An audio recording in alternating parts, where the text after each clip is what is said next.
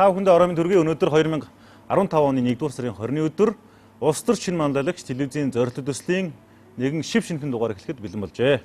За үзэгчдийнхээ нойрон амгалан айлтгая. Тэгэхээр өчигдөр бас энэ 7 хоногийн нэвтрүүлгүүдийнхаа анхны дугаараар бас үзэгчдэд сонирхолтой нэвтрүүлэг хүргэсэн. За энэ ням гарагт одоо дэлхийн засны өдрийг манай залуучуудаас хамтдаа тэмдэглэн өнгөрүүлж энэ үйл хэрэгт бол оролцсон. Тэгээ үүгээрээ бас залуучууд маань хэд хэдэн уриалгуудыг дэвшүүлсэн. За зөвхөн залуучууд гэхгүй ер нь нийт иргэдээ эрүүл цэвэр агаарт гэр бүлтэйгээ тэгээд спортоор хичээллээ гэсэн уриалгыг дэвшүүлсэн. Тэгээд энэ бол яа харахгүй манай залуучууд хэдийгээр бас улс төр нийгмийн эдийн засаг гээд гүйцэтгэж байгаа даалгаврууд нь их тийм одоо ажил хэрэгч байдаг ч гэсэн за залуу хүмүүс учраас инээд нарийн хөгжөөн байдаг учраас энэ ням гаргийн амралт маань бидний хувьд бол их сайхан байсан. Тэгээд өчтөр энэ нэвтрүүлгийн үзэгч та бүхэндээ хүргэсэн. За мэдээж энэ 7 хоногийн залуучуудын манаас даалгавар гүйцэтгэл бол үргэлжилж байгаа. За шилдэг 30 маань бол яа харахгүй ганцаарчилсан даалгавруудыг гүйцэтгсэн. За өнөөдөр гэхэд одоо нийслэлийн дүүргүүдэд одоо сая 1 сарын 1-ээс хэрэгжиж эхэлсэн шилэн дансны хуулийг сурталчлах үйл ажиллагаанд бол тамгын газруудын удирдлагуудтай за иргэдийн хуралтай хамтарч зохион байгуулсан. Нөгөө 2008 онд анх Америкийн одоогийн ерөнхийлөгч Обама сонгуульд нэр дэвшиж хахад нэг сонин судалгаа гарсан байсан л та. Нэг юмыг 11 удаа сонсохоор ерөнхийдөө хүн бол ингээд нэг анзаараад өнгөрдөг гинэ. 21 удаа сонсголоор ерөнхийдөө танин мэдэж эхэлдэг. Эн чинь ийм юм уу гэд хоногч эхэлдэг. За тэгээд 31 удаа сонсоод эхлэхээр бол ерөнхийдөө бүрэн дүрэн мэдээлэлтэй болдог гэж. Энэ болохоор нөгөө реклам буюу нөгөө PR-ийн онцлогоо гэж. Тэр нөгөө олон давтарч хэлэх ёстой. Ялангуяа тэр энэ шилэн данс гэдэг юм уу юм чухал цаг үеэ олсон ардчлалыг сорьсон энэ зүйлүүд маань маш олон талаас хүмүүс хүрж явах хэвээр зөв мэдээлэл нь хүмүүст очиж явах хэвээр бодиттой хандлагууд нь бас төлөвшөх хэвээр. Тэгээ энэ үйл хэрэгт манай шилдэг одоо оролцогчдын маань бас зүтгэж идэх санаачлаараа цаг зав гаргаж байгаа нь бол маш сайн хэрэг гэж би бодож байгаа. Одоо өнөөдрийнхөө нэвтрүүлгийг үзэгчтэй хүргэе. За баярлалаа. Залуусын оролцоог дэмжигч Unitel Group. Univision видео сан үзүүлж байна. Зүрхээр наадагч. Баяр. Сүүлчийн шүн. Ээжээ надтай гэрлээч. Сан дөрвөлжин. Улаан пальто. Эцсийн зогсоол ээцэг. Миний хай. Шинжлэлийн адил явдал. Хамгийн сайхан. Дагвар цохил зэрэг Монголын орчин үеийн шилдэг шин кинонууд Univision-ы видео санд нэмэгдсэн. Univision. За бүгдээ сайн байцгаана уу? За гадаа хүлтэн байх чинь та нар бол даахгүй байгаа шүү дээ. За хаана хамгийн халуун вэ тэгээд. Би өнөөдөр танарт хичээл заах гэж ирээгүй. Гэхдээ саналаа солилцъё гэж бодсон. Тийм учраас бид нар ярилцсанаа л гэж би ойлгож байгаа. Миний ярих хамгийн гол сэдв бол ер нь мэдээлэл гэж ер нь юу юм бэ? Мэдээллээр удирдах гэж юу юм бэ? Ямар үр дүн өгөөж байд юм бэ гэдэг талаар л ярилцъя гэж бодож байна л. Тэгэхээр хэрвээ манлайлагч байна гэж өөрийгөө төсөөлж байгаа бол миний бодлоор хамгийн нэгдүгээрт мэдээллийг удирдах чадвартай байх хэрэгтэй гэж би бодож байна л да. Тийм учраас би мэдээллийн тухай ярилцъя гэж бодож байна. Тэгээ би хамгийн зоригтой 5 хүнийг надтай хамт ярилцлага өрнүүлж бодож байна л тайзан дээр. За 1 2 3 4 5 за жоохон гендер юм болчих гайгүй 4 эрэхтэй тэр явчлаа ш гайгүй өстэй тий. 5 секундын дотор өөрийгөө танилцуулна. Өөрийгөө зөвхөн танилцуулаад болоо 5 секунд тий. Тэгшчээр залуу улс төрч. За Төрүүлж хөгжинэ гэдэг нь урьдчилан харна гэсэн үг. за Өвгөнбаатарын Ганбаатар манлайлалд суралцж байгаа. Улс төрч болохыг хүсэж байна. Баттуул хүн чанар. Мөнгөн заяа өнгөрсөн хасанд хүмүүл хийлч болж ажиллаж байсан. болж ирсэн. За тэгвэл микрофон төр азанж байгаа би одоо танаас та нарт хамгийн сүүлд энэ 5-аас аль нь толгоонд ч үлдэж байна. Хэлсэн үгнүүдээс нь эсвэл хүмүүлгийн элч өөр нэгтгэн юу гэж үлдсэн ямар залуу улс төрчөө. За өөр за саяны үлдсэн хүмүүс нэг алхачих. 1 3 5. За 1 3 5 дээр би дахиад нэг асуулт асуучих. Аюу альбархан тий.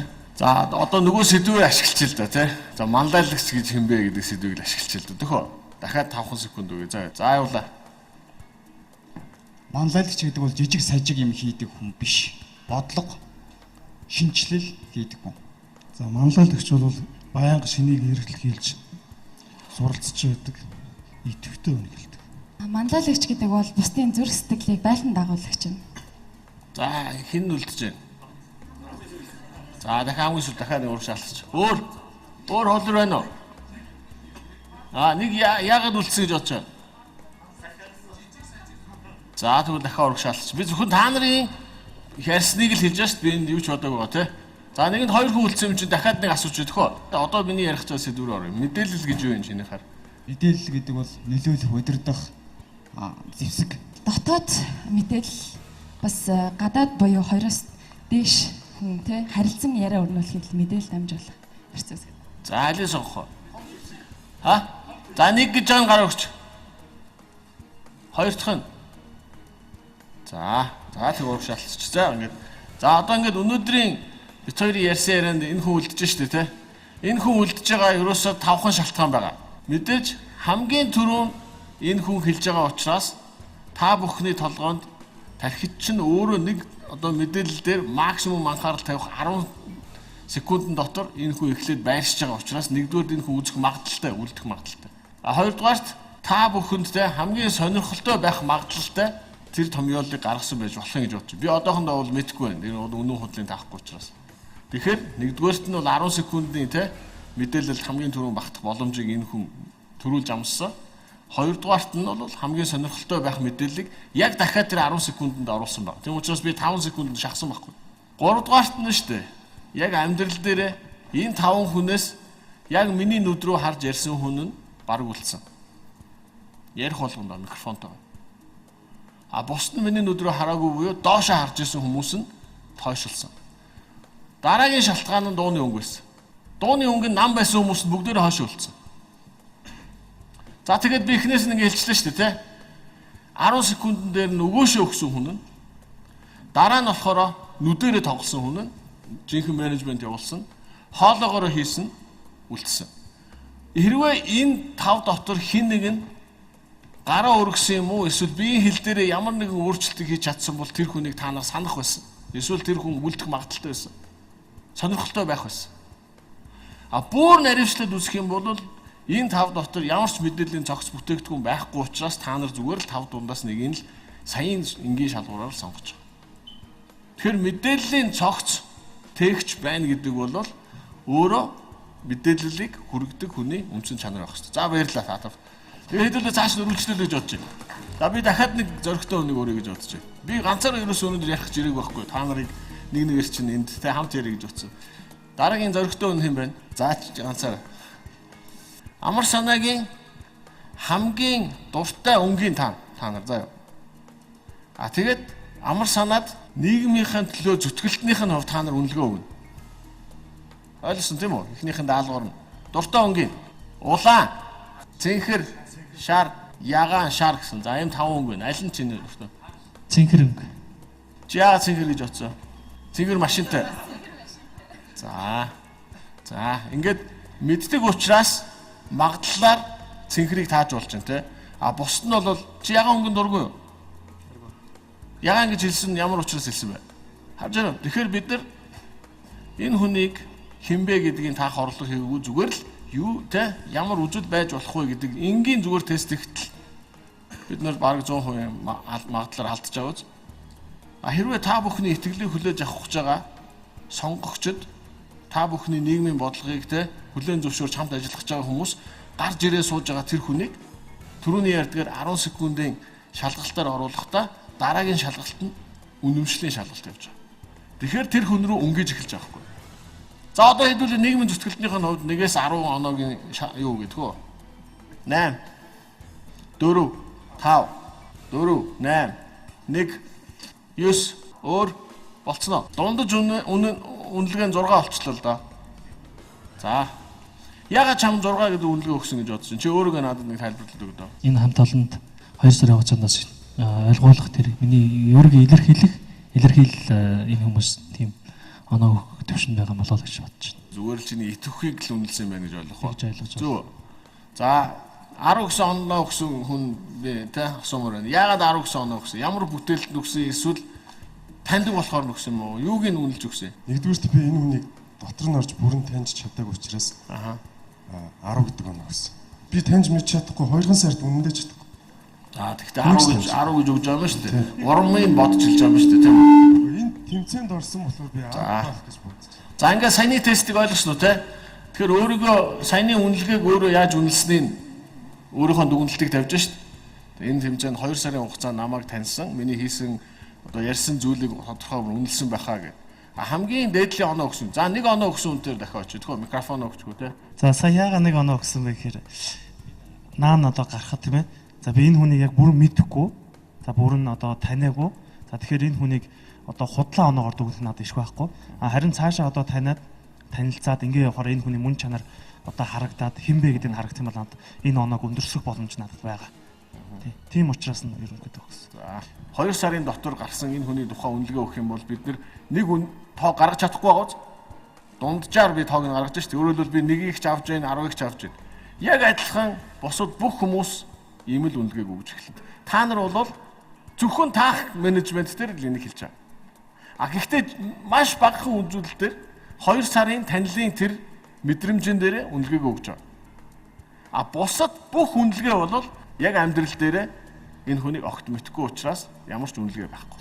Гэхдээ энд мэдээллийн цогц техникийн хувьд та нар өгсөн саяхан үнэлгээг харагдах байдлаас нь хэлж байгаа өнгөнөөс нь хийсэн үйлдэл хүртэлх энэ хасар олон шалгуурыг сая маш богино хугацаанд үнэлгээнийхээ процесс болгож ашигласан байна. Хамгийн нэгдүгээр харагдах байдал нь. Баярлалаа. Хамгийн нэгдүгээр харагдах байдал нь. Залуусын оролцоог дэмжигч Unitel Group. Ерөнхий ивент тэтгэгч яг одоо яг эндээс Pepsi брэнд. Ерөнхий ивент тэтгэгч хөгжилд хүргэх Монголын жигүүр Хүннүү Air. Ивент тэтгэгч цэвэр агаарт эрүүл амьдарцгаая шин налайх хороолол. Ивент тэтгэгч дэлхийд танигдсан Монгол брэнд Говь. Univision видео сан үзүүлж байна. Зүрхээр наадагч. Баяр. Сүүлчийн шүн. Ээжээ надтай гэрлээч. Улаан дөрвөлжин. Улаан пальто. Эцсийн зогсоол эцэг. Миний хай. Шинжлэлийн адил явдал. Хамгийн сайхан. Дангур цохил зэрэг Монголын орчин үеийн шилдэг шин кинонууд Univision-ы видео санд нэмэгдсэн. Univision.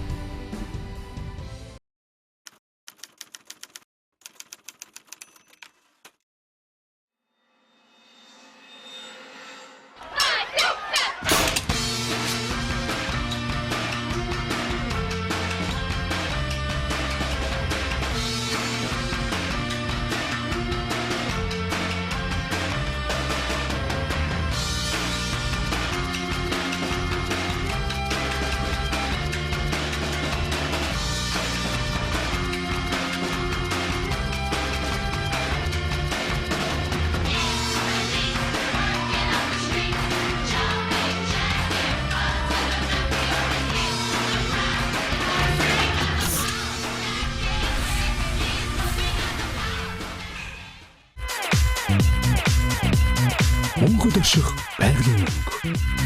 Намар үеийн шин загварууд худалдаанд гарлаа.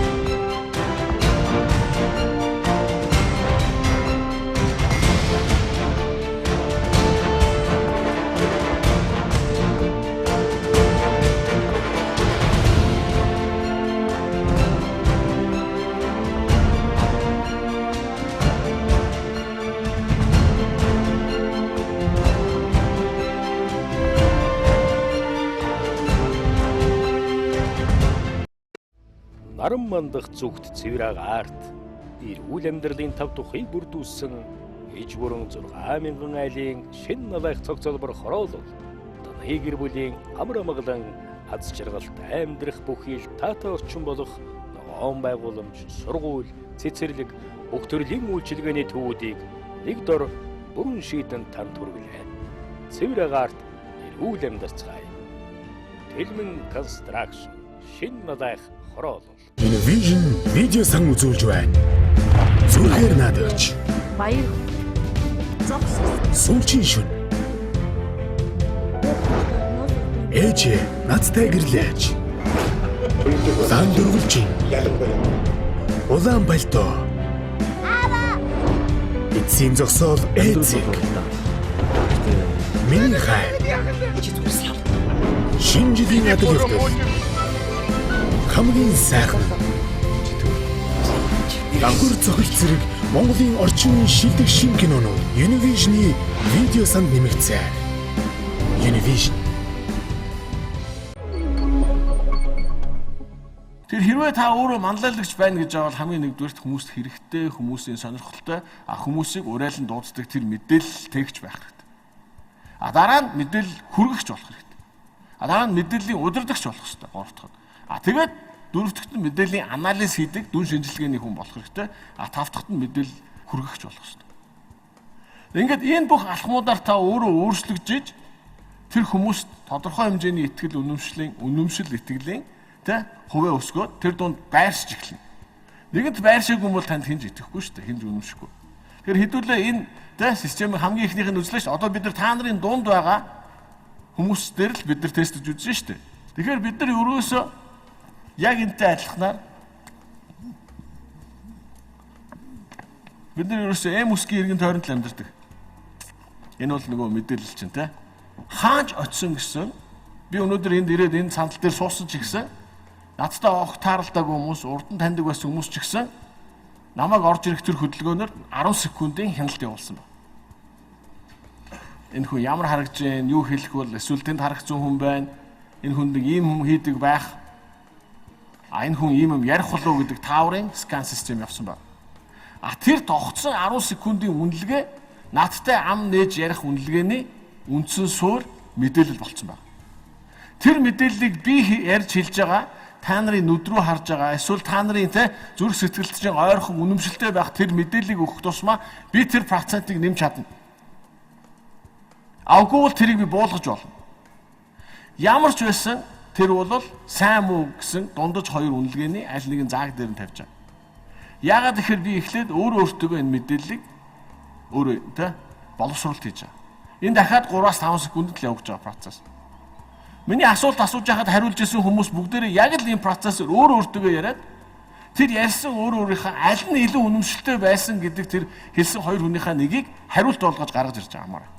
Заримдаа ингэж уучлаарай би саяны үгийг өөрчлөмөр байна. Би буруу хэлчихшээ. Нөгөө буруу хүнээ сонсоод буруу ярьсан гэсэн үг шүү дээ. Тэгэхээр бид нар эхлээд өөртөө мэдээлэл тээгчийн хувьд өөртөө мэдээлэл боловсруулагчийн хувьд анализ хийж боловсруулалт хийх энэ дадлагыг суух хэрэгтэй. Энийг хийсний дараа мэдээлэл түгээгч явах хэрэгтэй. Тэгэхээр би хэллээ шүү дээ. Харагдах байдал, мэдээллийн цогц байдал, дараа нь өөрөө тэр мэдээллийг хүргэдэг байдал те. Хин сайн мэдээллийн цогцыг бүрдүүлж, хин сайн мэдээлэгч байна. Тэр хүн байнга ялагч байна. Байнга ялагч байна. Бизнес, улс төр, найз нөхдийнхөө дундаж хамгийн хүлээн зөвшөөрөгч юм байна. Мэдээллийн хамгийн цэгцтэй болгож чадсан, логик дараалт нь оруулж чадсан хүн хамгийн их цагийг хэмнэнэ. Хамгийн сайн багийн тоглогч байна, хамгийн сайн манлайлагч байна. Би энийг нотолж чадна. Хүнийг харсан анхны тэр 10 секундын бодол ярилцаж үзэхээр бас нэлээ өөр байх тохиолдол бас байдаг шиг анхны магадлал өндөр ер нь хэдэн хувьтай яг ер нь таард юм болоо. Ер нь 15 секунд хүртэл миний тарих нэг л зүйл дээр анхаарал төвлөрүүлж байгаа хугацаанд л тэр юм байна. Тэр хугацаанд би анализ хийгээд эхний 10 секундэд би аль хэзээ өөрийнхөө дүгнэлтийн хяналтын систем, скан систем ажиллуулж байгаа. Миний тархил ажиллаж байгаа гэсэн үг шүү дээ. Тэр дотор миний ер нь хүлээн зөвшөөрдгөө зан чанарын үйлдэлийг тэр хүн хийх юм бол тэр хүн үнэлгээ доогуур болно. Магадгүй эсвэл нэг худлаа инээдэг хүн байх юм бол орж ирэнгүүтээ инээгээл ингээл хүмүүсийг би ерөнхий ойлголтоор нэлж шít. Эсвэл актив чимээгүй юу ч ярихгүй тэгэл нэг тийм доошоо харсан гүнхтэй үйлдэл их юм бол энэ хүнтэй яхад нэлээ хүнд юм байна да. Энэ хүн гэдэг ч юм уу. Тэгэхээр энэ үнэлгээ өөрөө харьцангуй зүйл. Мэдээлэл мэдрэмж хоёр бол шууд холбоотой. Хүн буруу мэдрвэл буруу мэдээлэлтэй болно, зөв мэдрвэл зөв мэдээлэлтэй болно гэж боддог. Тэгээ энийг одоо жишээ нь юун дээр хэлэх вэ гэхээр магадгүй би таныг буруу мэдэрч байсан юм шиг. Нэвтрүүлгийг чи үзээд төрсэн сэтгэл одоо таны энэ зогсож байгаа таныг ингээ харахад бол өөр байна л та. Тэгэхээр энэ мэдрэмжийг ер нь яаж өгч үлээ? Юугаараа өөр байна гэсэн үг. Нэвтрүүлэг дээр жоохон тиймэрхүү юм байна уу те. Одоо бол одоо бол миний хувьд бол танд нэг оноо тавьсан бол жоохон өндөр оноо тавих юм тийм. Нэвтрүүлэг нь жоохон мяа гэсэн үг. Гоо нэвтрүүлгийг би яг гүйцэд үзээгүй ч гэсэн яг тухайн үед төрсэн сэтгэл одооноос илүү арай доогуур байсан юм уу та гэж. За. Харьцуулт бол нэг тиймэрхүү. Тэгэхээр энд мэдрэмжтэй холбоотой юм байгаа юм л да. Би яг хэврэл байгаа шүү дээ өөрчлөгдөв. Зүгээр одоо бол бид нүүр тулсан хамгийн боломжтой ойрхон харилцаа гэж яахгүй юу? Телевизийн ардталт бол бид хоёр харилцахгүй учраас мэдгүй. Ер нь харилцаа өөрөө хэдэн ч замтай байж болно. Гэхдээ зайлшгүй хоёр замтай байхыг би айгүй чухал гэж боддог. Бид хоёр замаар харилцаж байгаа учраас чамд би илүү ойлгомжтой байдаг. Тийм учраас дэлхий дээр мэдээлэл солилцох хамгийн шилдэг зам бол нүүр тулсан ярилцлага буюу нүүр тулсан уулзалт гэдэг. Энийг хизээс болохгүй. Хэдийгээр интернет одоо супер хөгжсөн ч гэсэн би хамгийн их магадлалаар Facebook юм уу ямар нэгэн Skype-аар тэр хүний царайг харж ярих магадлал нь арай ордож байгаа ч гэсэн тэр хүний цогц мэдээлэл тэгчээр нь би харахгүй учраас үнэлгээ өгч бас чадахгүй. Харин одоо бол бид хоёр бараг л 100% харилцааг хийж чадж байгаа учраас тэгээд чи асуугаад би хариулаад эсвэл миний асуусан чи хариулж ийн гэдэг бол би зөвхөн нэг зам биш хоёр замаар үзэж байна. Телевиз дээр бол чи ганцхан замыг л харж байгаа. Миний ярьж байгаа сонсож байна. Тэгэхээр энэ бол илүү бид хоёр мэдээлэл солилцох боломж үүсэж байна. Энийг мэдээлэл харилцааны онлоор ерөнхийдөө бол бид нэттэй харилцаж байгаа гэсэн үг. Нээлттэй. Тийм учраас аль болох өөрийгөө илэрхийлэхийн тулд тэр хүмүүстэй уулзах буюу хоёр замын харилцааг үүсгэх нь илүү ашигтай. Миний хэлж байгаа мэдээлэл гэдгийн ерөнхий цогц мэдээлэгчийн хувьд би нэг л зүйлийг мэдрэмжээс ялгаж байгаа. Тэр нь юу гэхээр чи угаасаа юу ч ярихгүй байсан ч гэсэн мэдээлэл тэгж байхгүй. Байж байгаа байдалч мэдээлэл. Тэгэхээр чамд шууд харангуйтаа чамд итгэхүүгүй юу ч гэж хүн шийдэж болно. Тэнд ямар нэгэн мэдрэмж хаана явж байгаа би бол тэрийг төсөөлж чадахгүй. Гэхдээ мэдрэмж гэдэг чинь өөрийнхөнтэй ямар нэгэн хэмжээний тодорхой одоо шалгуур дээр нь очиход гарч ирдэг зүйл байж болох юм аа гэж бодно. Мэдрэмж энэ хоёр тим супер ямар холбоотой би бас тайлж чадахгүй. Япон байдаг юм уу, Скандинавын орнууд ч байдаг юм. Хүний хөгжил тодорхой түвшинд хүрсэн, өөрийн гэсэн анализ хийх чадвартай болсон. Тэр хүний ямар ч байгаа байдал болон хичээгээч тэр хүнийг өөрчлөхөд хэцүү улсууд бол бас байгаа. Манай Монголд одоо зүгээр сонгуулийн санал өгж байгаа байдал, эсвэл саналаа илэрхийлж байгаа байдал, бусад үзүүлэлтүүдээр бол маш өнгөцхөн. Эсвэл тодорхой мэдээлэл нь хангалттай өмнө очоогүй хүмүүс бас дутуу анализ хийх юм болоо гэдэг тантай зүгээр саналаа солилцох байдлаар. Ер нь 10-аас 15 секунд бол бүх хүн төрөлхтөнд адилхан. Хаан ч гэсэг л адилхан. Яг бол бид нар адилхан бие махбодтой хүмүүс шүү дээ. Монгол хүн жоох удаан болохоор секунд нь удаан байна гэсэн тийм бол ойлголт байхгүй. Бидний тархины ажил бол бүр хурдан. Зүгээр биднэрт ялгаатай ганц санаар байгаа. Ер нь бид нэр мэдээллийг 3 замаар л авч байгаа. Ярих, харах, сонсох. Бид нар сонсох нь илүү гэдэг л Аз төрхийн бүр Монгол тийм сэтгэлгээний онцлог нь бидэрт илүү байна. Энэ нь бусад үндэснээс илүү. Тэрүүгээрээ бид нар анализ хийх чадвар нь өндөр. Энэ бол бусдаас ялгаатай чанар. Түүнээс биш нүдэ харахгүйгээр доошоо харж агаад мэдээлэлээ солилцдог юм тий. Тэгээд хүний тарих 10-аас 15 секунд нэг мэдээллийг нэг одоо цэг дээр анхаарлаа төвлөрүүлээд дараагийн мэдээлэл рүү явдаг. Энэ бүх процесс бол яг адилхан. Зүгээр бүр наривчлаад үзэх юм бол Монгол хүнд ямар мэдээллийн орчин байна вэ гэдгээс бид нар ялгагдчих магадгүй. Би бол одоо ингээд хэрв нэгэнт бид нар одоо нийгмийн улс төрийн ч юм уу сэдвэр ярьж байгаа бол би ганцхан зүйлийг л хэлье гэж бодож байна. Ерөөсөө бид нар мэдээллийн нээлттэй бас альтернатив хөлбөртэй мэдээллийн таатай орчныг бий болгох чадах юм бол иргэд өөрөө энэ бухимдал, энэ нийгмийн асуудлыг шийдэхэд маш эмх зэгцтэй орж чадна. Хэдүүлээ санаа. Хэдийнээс автобусны чиглэлийг мэддэг болж эхэлсэн бид нар. Та нар дурын эмнэлэгт очиод хизээ ямар эмчтэй уулзах чадах вэ гэдгээ шууд хэлж чадах уу? Цагдаагийн ямар дойрог дээр юм уу ямар газар очиод шууд өөрийнхөө авах мэдээллийг авч чадах уу? Энэ бол тусдаа байгууллага учраас ариу өөр гэж магадгүй. Энэ хамгийн энгийн мэдээллийн орчнуудыг бид нар зэгцэлж өгөхөөс болоод одоо хэрвээ та нар сайн санаж байгаа бол нэг өдөр автобус тэ чиглэлээ өөрчилсөн Улаанбаатар хотын үйл ажиллагааг санаж байна уу тэ? Нэг олон автобус дамжиж ирлээ гэдэг. Тэр мэдээллийг бид нар зөвхөн хэрэгжих өдөр нь л хүмүүст өгсөн учраас бид нар олж чадаагүй шүү дээ. Тэрнээс болж хичнээн хүн цагаа, хичнээн хүн ажиллаа, хичнээн хүн төр засгаа шүмжилсэн, хотыг шүмжилсэн. Хамгийн энгийнээр энэ бүгдийн гарц нь өөрөө зүгээр л мэдээллийн бодлоготой ажил байсан байхгүй. Энэ байдлаараа бол бид нар тодорхой хэмжээгээр хоцорж байгаа үнэн гэж би харж. Та нарын өргөжсөн тэр манлайлагч байна гэдэг өөрөө тухайн бодлогыг мэдээллийн бүтээгдэхүүн болгож тавих тал байгаа байхгүй. Түүнээс биш тэр онолыг биднэрт амар хэцүү үгээр хэлээд бид нар тийж хүлээж авч чадахгүй шүү дээ. Ингийн иргэд. Хэрэглээний бүтээгдэхүүн болгоод байгаа байхгүй. Би хамгийн дахиад энгийн жишээ авъя.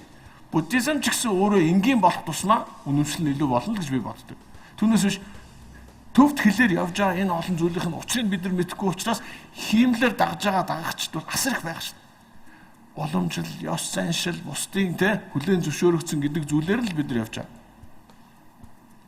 Би зөвхөн нэг шашныхын жишээг авлаа ш бусад бүх шашин ч гэсэн адилхан.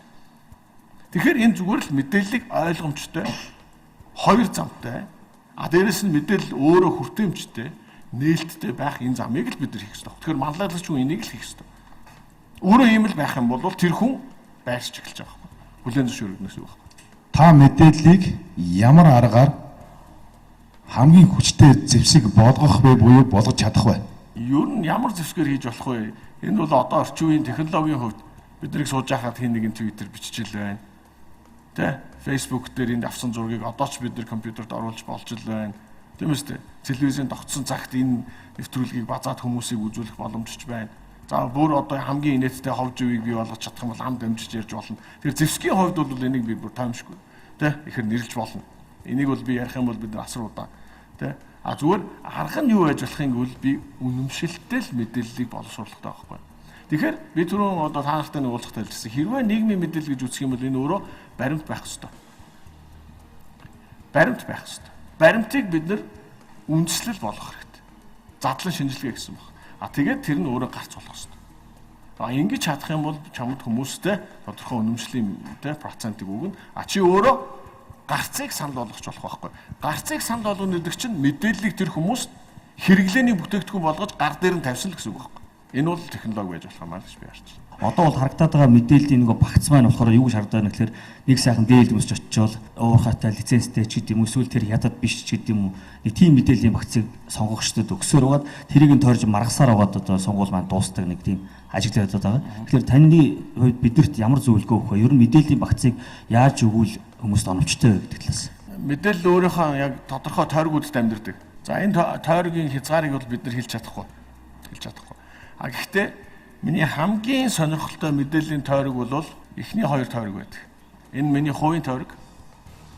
Дараа нь миний хэрэгцээний буюу амьдралын тойрог. Бүр нэр ярих юм бол миний сумын амьдралын тойрог байна.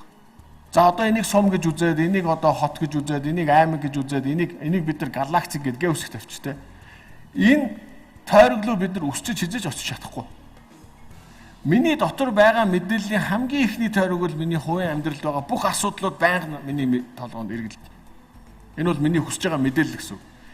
Хоёрдугаарт нь миний амьдарж байгаа орчин.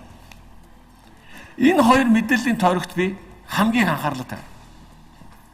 Тийм учраас яагаад сумын телевизийн мэдээ сумын иргэдэд хамгийн үнэтэй байдаг гэдэг чинь ерөөсөө л энэ. Тэгэхээр сонгуул тэр энд сонгох гэж сууж байгаа тэр олон хүмүүст байгаа хамгийн их хүсэж байгаа мэдээлэл нь нэгдүгээр тэр хүний амьдралын тойрогтой холбоотой юм бол тэр хүн болгоны амьдралын мэдээллийн магадлалыг ч өөрөө тооцсон байх ёстой шүү дээ. Яг өнөөдөр бид нар төр засгаас хамааралгүйгээр өөрийнхөө амьдралыг авч явах боломжтой тэр моментуудын тухай тэр болгоо ярьдгүй шүү дээ. Тэр хүмүүст хэр их улс төр хэрэгтэй юм би бас мэдэхгүй. Хэр их нарийн сонгуулиар одоо та нарыг сонгох тэр хүн ногоогоо малаа орхиод суух уу гэдэг бас асуудалтай. Тэгвэл тэр хамаарлыг л чи бий болгох тал байгаа шүү дээ. Тэгвэл тэр хамаарлал нь тэднэрт саад болохгүйгээр буюу тэдний дараагийн замыг нэх. Би бол ийм л мэдээллийн тойргууд дотор өөрийнхөө тэр агуулгыг байршуулах хэрэгтэй гэж бодож байна л да. Монголд гэдэг юм уу? Жишээлх юм бол судалгаан дээр тулгуурлаж мэдээллийг гаргах түүнийг нь үнэлэх тийм хандлага айгүй муу юм шиг санагдаад байна. Түүнээс нь бол хүн болгон дуртай зүйлээ үний юм шиг ярьдаг. Өөрөөр хэлбэл хэлбэрийн үний юм шиг ойлгуулахад тэр нь ингээд нийгэмдээ цацагчдаг жишээнүүд байна. Жишээлх юм бол маань дэлхий сүрэн гээл тэгэхэд бөөнөрөө итгэл явж идэг. Бурхнаар бөөлжлөө гэхэд бас тодорхой итгэж идэг хэсгүүд идэг. Тэгээ ингээ харахаар яг нийгэмдийн үнэн удаагийн нийтээрээ шалгадаг тэр хандлага гэдэг юм уу нийтээр боловсрохыг хүлээх ёстой. Эсвэл үнэн удаагийн одоо бий болох тийм төлөвлөгөөтэй гэдэг юм уу бодлого явах ёстой юм уу? Миний бодлоор бодлого явах ёстой. Бид нар бол нийт иргэдийн одоо боловсролт бол тэр мэдээллийн ашиглах, мэдээллээр өөрийгөө илэрхийлэх энэ чадваруудыг бид нар босгох ёстой. Энэ дотор ер нь 5 үндсэн л баг нь байдаг. Нэгдүгээрт нь агуулга ордог. Тэгэхээр биднэрт өнөөдөр Монгол агуулга гэдэг өөрөө бойжж хөгжөөд энийг хүмүүс хэрэгэлдэг тэр одоо хэрэглээ нь ертөнц болох хэрэгтэй. Одоо өнөөдрийн бидний хэрэгжилж байгаа агуулга бол ерөнхийдөө бол за нэг Spider-Man, за дараа нь Harry Potter ч юм уу ингээл би энгийнээс нь явж шít. За тэгэл дэшээ явах юм бол Harvard-ын хичээлийн онол эсвэл одоо юу гэдэг те дэлхийн бусад сургуулийн онлын хувьд бол бид нар тэр үнэтэй зүйл гэж бодоод гэтэл бид нар яагаад 10 жил жишээлбэл морин хуурын хичээл орохгүй байна? Яа гэр барихыг заахгүй байна? Энэ чинь өөрөө мэдээллийн бүтээгдэхүүн мөртлөө бидний байнга эзэмших ёстой суурь мэдлэгийн агуулга бол савлагдаагүй учраас бид нар энийг чинь тоохгүй байгаа шүү дээ. Гэтэл түрүү асуусан асуулт биш сонгогчид би юу яриул илүү өмшөлтэй байна. Нөгөө хоёр тойрог дотор чинь нөгөө гэрн, нөгөө имэйл нь, нөгөө адуун за бүр нэр ярих юм бол ааруулна. Ингээ ааруулын эд шидэг ярих гэх юм бол мэдгүй шүү дээ. Бид нар эсвэл одоо хоньны сүүл ямар эд шидтэй вэ гэдгийг бичсэн эрдэмтэн би олыг нэг хүн гарах л байх гэж бодож байна. Гэхдээ тийм сорох бичигт бид нар мэдэж байна уу? Та нар 10 жилд үзсэн үү? Яагаад хоньны сүүлийг бид нар хамгийн шилдэг гэж үзэж байгаа? Дандаа таамгаар яваад шүү дээ. Энд чинь мэдээлэл болж савлагдаагүй шүү дээ. Өөрөөр хэлбэл Монгол агуулга болж бидний үндсэн шинжлэх ухааны хэрэглээ болж төгж байгаа. Тийм учраас бусад ямар ч мэдээллээр бидний тоглоход үнэмшил төрөхөд багталгаатай 20 30 нас хүртэл ингэ явчихж шүү дээ. Хамгийн аимшигт нь тэгэхээр эхлээд агуулгаас авах хэрэгтэй. Ингээд нэгдүгээрх нь агуулга тий. Хоёрдугаарт нь өөрөө энийг зохион байгуулалтанд орох хэрэгтэй.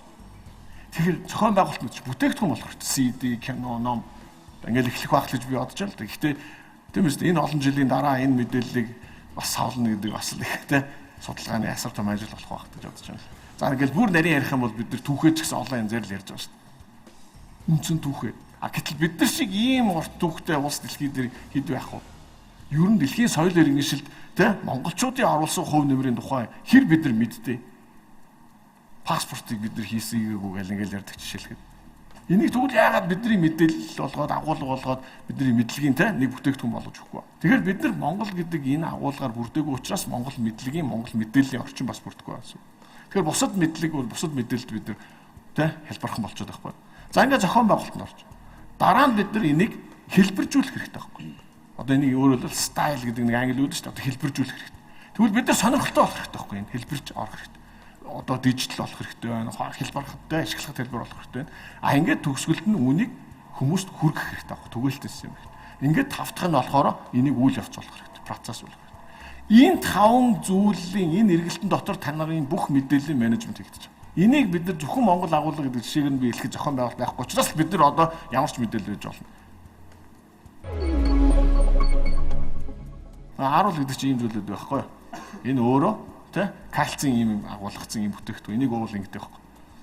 Яг дэлхийн хүмүүс бүгдээрээ өөрийнхөө үндэснийг хэр мэдэхгүй. Зүгтээ ямар ч байсан нэг өмнөд солонгос иргэнтэй уулзахад бол тэр хүн надад мэдхгүй нэг кимчиний тухай нэг цаг гаргал лекц уншсныг би сандыг. Тэгээд би одоо тэр хүний ярьснаас хойш кимчи идэл ах юм бол акварт наслах юм байл гэж би ойлгосон. Тэр залуу хүн шүү дээ. Тэгтэл ийм л байгаа шүү дээ. Бид нар ямар гадны хүнд те Монголын ямар зүйлийг үнэмшилтэйгээр байршуулж чадах вэ? Тэр мэдлэг нь биднэрт байна уу? Тэр мэдээллийг бид нар боловсруулснаг бол бас л үгүй. Хүнтэй харилцана гэж яг юу хэлж байгаа? Би ямар мэдээллийг хүлээн авсан байж өнөөдөр Улаанбаатар хотын иргэн гэж өөрийгөө нэрлэх юм. Энэ бүх мэдээллийн бодлогыг би ямар их анхны тусламжийг үзүүлж чадчих би өнөөдөр өөрийгөө тийм үстэй аюулын өмнө бэлэн гэж нэрлэх юм. Монголд тэ бороо хэр ордын, цас хэр ордын 25 хас 25 градусын хүүтэн гэдэг нь би хичнээн одоо аюулыг өөртөө тээж авч явж байгаа. Энэ бүх суур мэдлэг мэдээллийг төрийн бодлогоор хүмүүст хүргэх ёстой. Тэрний гол одоо ажлыг хийх гэж байгаа хүмүүс өнөөдөр энд тэ одоо өөрсдөө сорж ийна л гэж би ойлгож байгаа учраас би энэ тухай тэ ярьж шээ. Түүнээс л би ямар нэгэн улс төрчийн зүгээс энийг бол хөндөж ярихгүй шүү дээ. Мэдээллийн тэ салбарын мэргэжилтний хувьд. Баярлалаа. За улс төрчин манлайлагч телевизийн төслийн өнөөдрийн дугаар үзэгч та бүхэнд үргэлжлэн хүрж байна. За өчигдөр бас даваа гарагийн нэвтрүүлгээс маань үзэгчд маань бас анзаарсан бах манай нэвтрүүлэг мэдээ сахи гэсэн цаашин булантай болсон.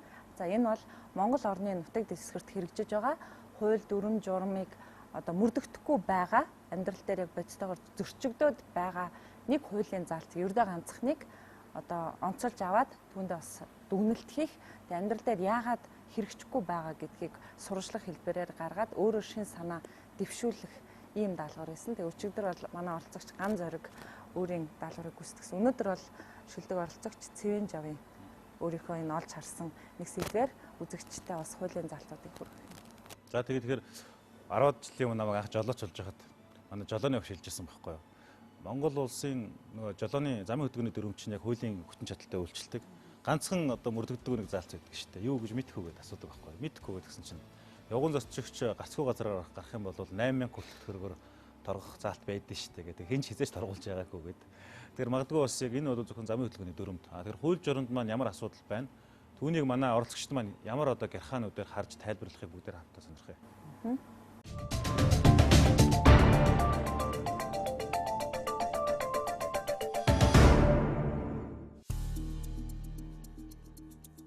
Аригтэн согтуурахтай тэмцэх тухай хуулийн 7-гийн 2-ын 2 21 нас хүрээгүй. Эсвэл согтууханд согтууруулах хундаа худалдах, түүгээр үйлчлэхийг хориглоно. Аригтэн согтуурахтай тэмцэх тухай хуулийн маань 7-гийн 2-ын 2 заалтанд 21 нас хүрээгүй хүүхдэд архиар үйлчлэх, худалдаалахыг хориглодог. Тэгээ энэ бааранд болохоор 21 нас хүрээгүй хүүхдэд үйлчилж гэнэ гэсэн мэдээллийн дагуу бид нар энд ирчээд байна.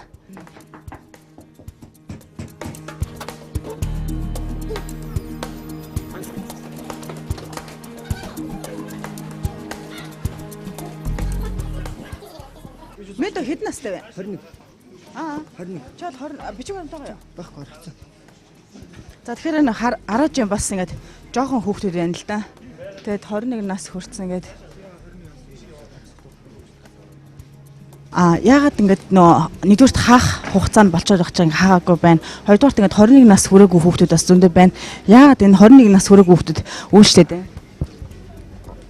Бид нар бичиг баримтыг шалгаж оруулсан ш. Тэгээ энэ хүмүүс одоо бичиг баримтаа үзүүлэхээр бичиг баримт байхгүй гэдэг юм л да. Бид нар угаасаа 21 нас хүрээгүй хүнд үйлчлэхгүй 21 нас хүрсэн үү гэд асуудаг шүү дээ. За энэ хүүхд бол үнэнгээ хэлж. Хэд настай вэ?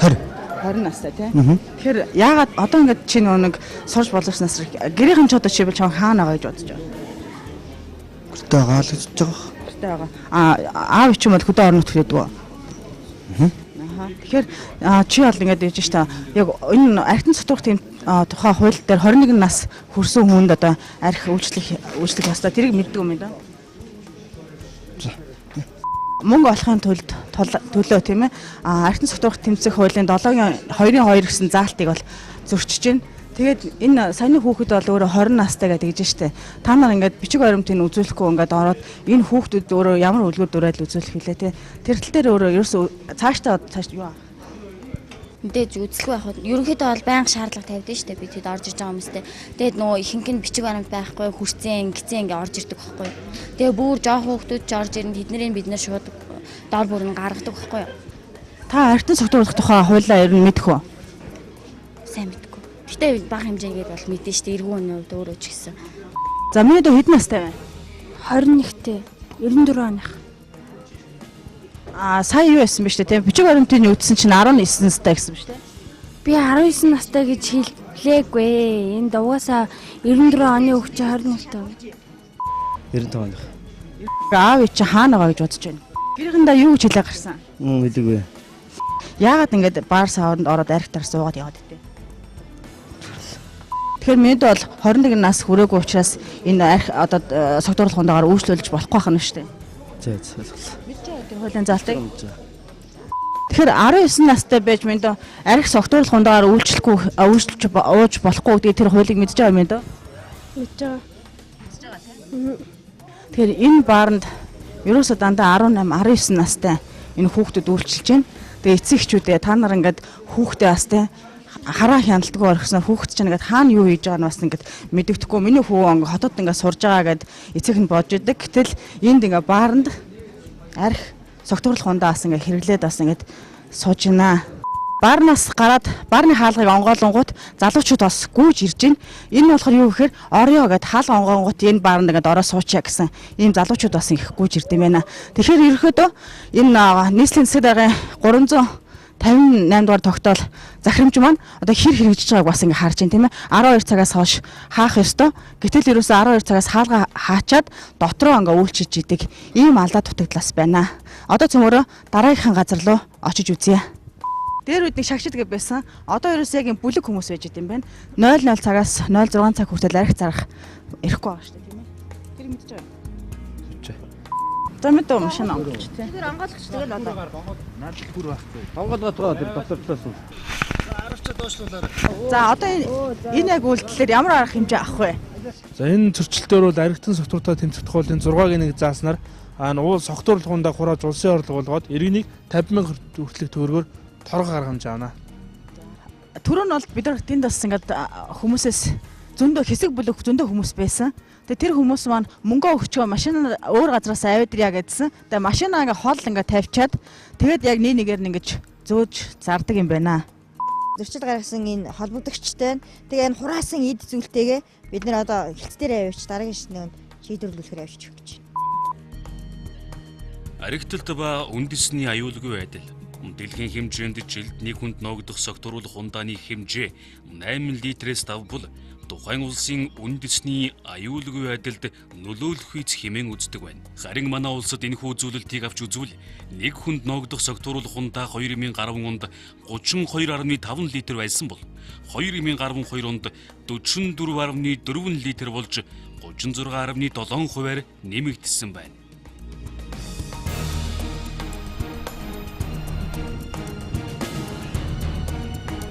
За захиргааны хэргийн тухай хуулийн 25-ийн 1-р заалт буюу одоо согтуугаар машин жолоодох энэ хэргийг бид нар бас ингээд жоохон цаг 30 минутын хугацаанд сурвалжлаа. Тэгэхэд бол ямар ч гэсэн согтуугаар бол жолооч бол машин жолоодохгүй байна.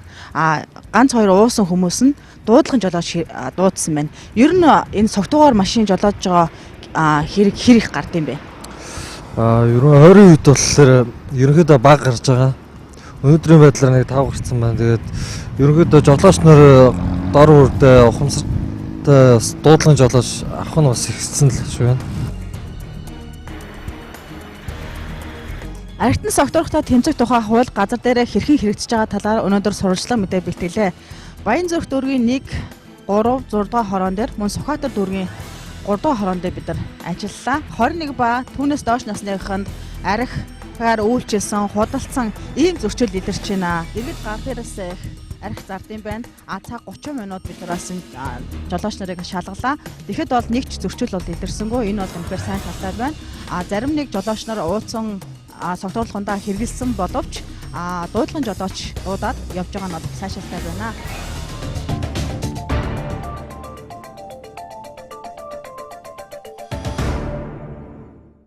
За манай төслийн оролцогч Цэвэн Жавын хувьд өнөөдрийн мэдээ сахи даалгаврынхаа гүйцэтгэлээр бол яахааргүй өнөөдрийн нийгэмд байгаа асуудлыг хүндсэн байна. За шөнийн тэг цагаас хойш одоо ажиллаж байгаа бар ресторанууд за дээрэс нь 21 нас хүрээгүй иргэнд согтууруулах ундаа зарж байгаа үйлдэл бол нэгэнт байгаа. Тэгээ тэрийг таслан зогсоож чадахгүй байгаа. Гэхдээ хууль байгаа. Тэгээ энийг хэрэгжүүлж чадахгүй байгааг өнөөдрийнхээ бас өөрийн үзүүлэх энэ даалгавраар гүйцэтгсэн байна. Тэгээд өнөөдөр бидний хувьд бол бас эвлүүлэг монтажа хийж байхад бол сонир мэдээлэл ирсэн л дээ. За одоо манай оролцогчийн хүсэлтээр хамтдаа энэ шалгалтаар явсан одоо цагдаагийн ажилтнуудыг за өөрөөр хэлбэл удирдлагууд нь юу гэдгийг тийм ээ одоо өөрсдөө томилж шөнийн цагаар энэ үйл ажиллагаанд нь одоо томилж ажиллуулсан хэрнээ авсан арга хэмжээг нь маргааш нүгчнгүү олгодог ч юм уу тийм ийм одоо бас үүрэг даалгавар ирсэн гэсэн мэдээлэл бидэнд ирсэн. Энэ бол бас харамсалтай л байна. Бидний хувьд бол одоо нийгмийг тодорхой хэмжээгээр эрүүлжүүлээ болохгүй байгаа зүйлийг ил гаргаж олон нийтийн анхаарлыг төвд аваачи гэсэн энэ санал санаачлал залуучуудын маань энэ эрч хүчийг бол бас ингээл мохоогоод байгаа үйлдэл бол эргээл хариу бидэнд ирж байгаад бол бас харамсалтай санагдаж байна л да. Тэгэхээр яг харахгүй улсын их хурлын хууль баталдаг. За тэр хуулийг нь бол одоо хэрэгжүүлэх гол одоо үр гүйцэтгэх нь засгийн газар байдаг. Мэдээж хууль маань бол харьцангуй амьдрал бодиттой л байх ёстой. Хууль, журам, ер нь энэ тогтоох шийдвэрүүд. Яг одоо юу гэдэг юм мөрдөөд баталсан хуулийг хэрэгжүүлэх нь бол зүй ёсны хэрэг. Харин тухайн хууль одоо тодорхой хэмжээгээр бол асуудалтай байна, амьдрал нийцэхгүй байна гэж үзэх юм бол тэр эргэн харах зохистой л доо. Би зүгээр хувьдаа шилбэл юу гэдэг ингээд одоо тэр нөгөө 21 нас хүрээгүй хүнд арх зарж байгаа эднэр гээл тамхинаар зарж байгаа гэдэг тэндээ санал нэгддэг. Харин 12 цагаас одоо хаах ёстой эднэр гэдэг одоо яг шууд ингээд хорчихлоор хүмүүс ч нөгөө хорсон юм руугаа Америкт ч нөгөө Сухой закон гэдэг нөгөө юуны хуурай хууль гэдэг архийг бүр орон мөргөө хорцсон чинь бүр нөгөө далд бизнес нь ингээ хөгжиждөг ч тийм үү те. Ерөнхийдөө ямиг одоо тийм уян хатан чөлөөтэй байлгаж ээж гол нь стандартаа сайжруулах юм бол магадгүй хуулиас илүү хуураар засах юм орчин дээр зөндөө байгаа шүү дээ. Тэгж боддог. Гэхдээ энэ нэвтрүүлгээрээ бид нар одоо хин нэг шүүмжлэх ч юм уу зарим байгууллагын ажил өгөх гэж байгаа хэрэг огтоос биш. Гагцгүй манай оролцогчдын санд болгож байгаа одоо амьдрал дээр бодитойгоор одоо хууль нь байдаг ч гэсэн нийтэр дээр хэрэгжихгүй байгаа зүйлүүд юу юм бэ гэдгийг бүгд хамтдаа ажиглая гэж бодсон. За тэгээд өнөөдрийн нэвтрүүлгийг маань хүлээн авч үзэгч та бүхэндээ баярлалаа. Маргааш бас төслийнхаа шинэ нэвтрүүлгээр иргэд уулзъя. Үзэгч та бүхэн тавтаа сайхан амраарай. Баяртай үзэгчтэй. Сайхан байна.